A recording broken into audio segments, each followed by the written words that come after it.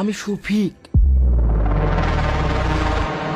আমরা ইনফরমেশন পেয়েছি আজকে রাতের মধ্যেই মাল পাচার হবে। এলেন স্যার, পেন ড্রাইভটা রাখেন, এর ভিতরে সমস্ত ডিটেলস আছে, আপনি একবার চেক করলেন। না না, তোর কোনো চিন্তা নাই, তোর হাতের রেখা স্পষ্ট বলে দিচ্ছে তুই যাকে মন থেকে ভালোবাসিস সে কিছুদিনের মধ্যেই তোর জীবন সঙ্গী হতে চলেছে। এলেন বাবা।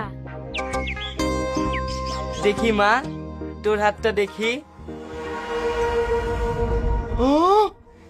এটা কিভাবে সম্ভব? দেখি দেখি তোমার হাতটা দেখি। আরে বাবা বাবা বাবা, দুজনের মধ্যে এত মিল! হে তো দেখছি তোমাদের ভালোবাসার কাছে লাইলা মজনু হার মানবে।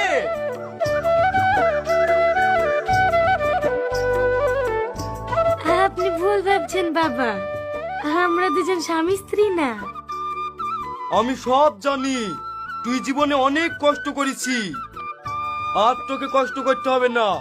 খুব অল্প সময়ের মধ্যেই তোর রাজকুমারের সঙ্গে বিবাহ বন্ধনে আবদ্ধ হতে চলেছি।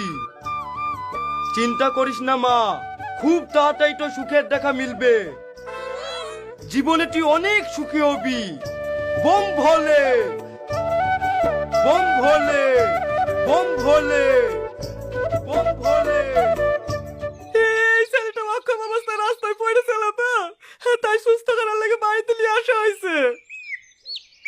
ও বাবা, নিজেদেরই ঠিক মতো খাবার জোটে না, আবার পরকে নিয়ে এসছে নাকি সুস্থ করতে। এদিন নাটক দেখেছি, বিষ খেতে মুঞ্জেছি। কি আর বলবো বলো ভাবি, কথায় আছে না, পরনে কাপড় জটে না, আবার মাথায় ঘুমটা, তাদের হয়ে গেছে তাই নিজেরাই ভিক্ষি করে খায়, আবার আর একজন গেলে সে সুস্থ করতে।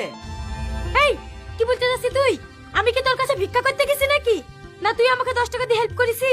আমার বাড়িতে যাকে খুশি তাকে রাখবো, তুই বলার কে? কে মানে? ও আমাদের এই সমাজের একজন সদস্য।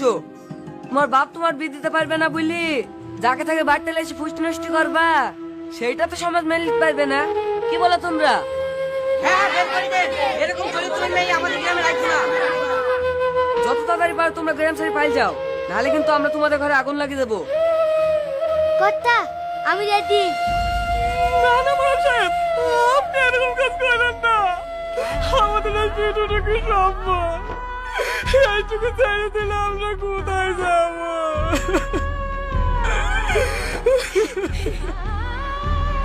আপা তুমি ওঠো, আপনি তো ভালো করে